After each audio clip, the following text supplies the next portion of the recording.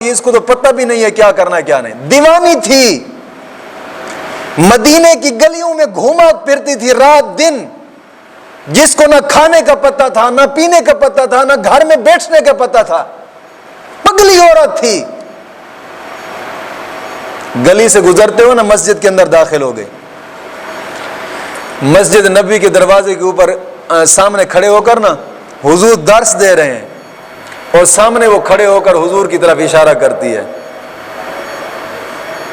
اب دیکھیں حضور نے یہ نہیں فرمایا یہ پگلی ہے, بس اتنا کہا میری امت میں سے تو ہے نا, میری امت میں سے تو ہے. اس نے انگل کا اشارہ کیا, حضور نے درس چھوڑ کر چلے گئے اس کے پاس, درس چھوڑ کر اس کے پاس چلے گئے. جب نزدیک گئے نا تو وہ آگے چل پڑی اور پیچھے سے اشارہ کرتی ادھر آ جائے. وہ پگلی عورت آگے آگے, حضور ان کے پیچھے پیچھے. وہ چلتی جا رہی ہے, مدینے کی گلیاں کراس کر گئی, مدینہ شہر کراس کر کے دور جنگل بیابان میں چلی گئی. ایک ریت کا ٹبا تھا, اور صحابہ کرام جو مسجد میں بیٹھے تھے وہ سوچنے لگے یار خیریت تو ہے, یہ پگلی عورت لے کر جا رہی ہے, ہم چلیں تو صحیح. اب حضور پگلی عورت کے پیچھے, وہ آگے آگے, حضور اس کے پیچھے, صحابہ کرام حضور کے پیچھے چلتے جا رہے ہیں. اب دور دراز مدینہ سے باہر میلوں کے فاصلے کے اوپر جا کر ایک ریت کا ٹبا تھا, وہاں پر جا کر وہ بیٹھ گئی چوکڑی مار کے. چوکڑی مار کے بیٹھی نا تو حضور سے کہا, اشارہ کیا کہ بیٹھ جاؤ. حضور بھی بیٹھ گئے اس کے سامنے. وہ چوکڑی مار کے بیٹھی, حضور بھی اس کے سامنے چوکڑی مار کر بیٹھ گئے. اب کافی دیر باتیں کرتی رہی. صحابہ کرام کہتے ہیں ہم دور کھڑے ہو کر دیکھتے رہے, وہ باتیں کرتی رہے. اب جانے کے پاگل آدمی کیا باتیں کرتا ہے, کون سی اس کی کوئی کام کی بات ہوتی ہے, کوئی مقصد کی بات ہوتی ہے. لیکن گھنٹوں گزرتے ہوئے حضور بیٹھے ہیں سامنے, آمنے سامنے, وہ باتیں کر رہی ہے, حضور خاموش ہو کر اس کی باتیں سن رہے ہیں. وقت کافی دیر گزری, کافی وقت گزرا. جب اس نے باتیں کر لی نا تو خود ہی اشارہ کرتی حضور کو اب چلے جائیں. وہ سارا وقت 2 گھنٹے 3 گھنٹے 4 گھنٹے 5 گھنٹے حضور اس کی باتیں سنتے رہے. سننے کے باوجود بعد جب وہ تھک گئی بولنے سے, اشارہ کرتی ہے اب چلے جائیں. ایسے ہاتھ سے اشارہ کیا.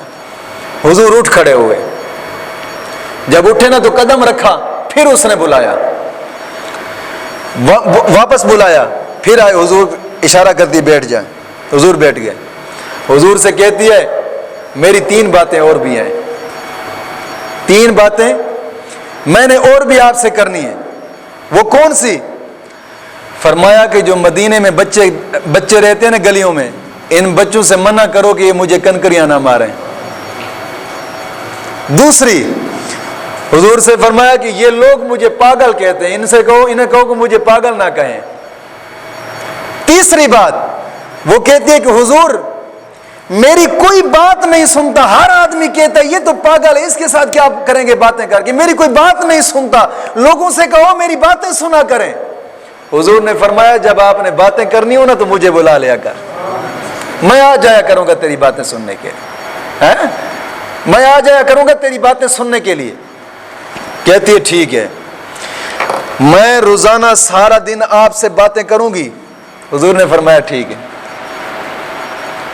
میں کہاں آ جاؤں؟ کہتی میں جب بلاؤں گی تو پھر آنا ہے. حضور نے فرمایا ٹھیک ہے میں آ جایا کروں گا.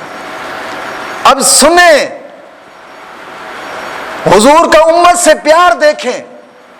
کیا اس کی کوئی مقصد کی بات تھی کہ 5 گھنٹے حضور کو جناب ریت کے ٹبے کے اوپر تاپتی دھوپ کے اوپر بٹھایا, لیکن حضور بیٹھے باتیں سنی. حضور نے فرمایا اب تیری 3 باتیں ہو گئی, چلا جاؤں؟ کہتی ہاں آپ جائیں. حضور اٹھے اور پھر اشارہ کیا رکیں. حضور رک گئے. خود آگے چلی, پھر حضور سے کہتی آ جائیں. اب حضور اس کے پیچھے پیچھے, پھر وہ مدینہ کی طرف چل پڑی. وہ عورت آگے پگلی, حضور اس کے پیچھے, صحابہ ان کے پیچھے, چلتے چلتے مدینہ جا پہنچے.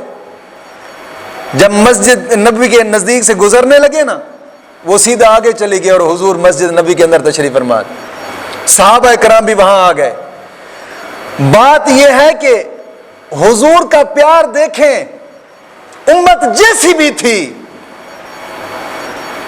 راتوں کو اٹھ اٹھ کر ان کے لیے دعا بھی مانگنا ہے، دن کے وقت جہاں کسی نے پکارا حضور نے وہاں فریاد سنی ہے۔